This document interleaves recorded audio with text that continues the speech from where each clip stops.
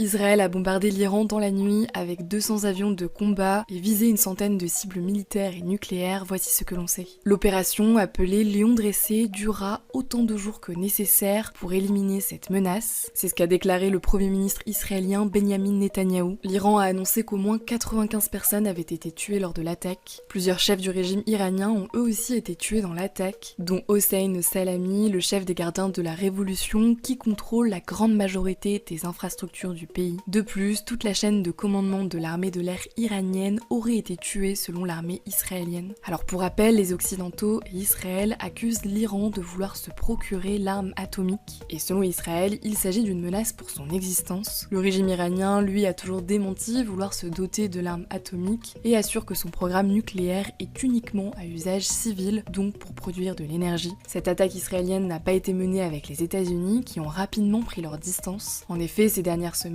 Donald Trump était opposé à une attaque et souhaitait négocier un arrêt du développement de l'arme nucléaire iranienne en échange de l'allègement des sanctions sur l'Iran. Juste après l'attaque, le guide suprême iranien a menacé Israël d'un sort amer et douloureux. L'Iran a promis une riposte sans limite et a commencé à viser Israël avec des drones et des missiles. De son côté, le ministre français des Affaires étrangères a réagi en indiquant « Nous réaffirmons le droit d'Israël à se défendre contre toute attaque. Il est essentiel que toutes les voies diplomatiques soient mobilisées pour désamorcer les tensions. »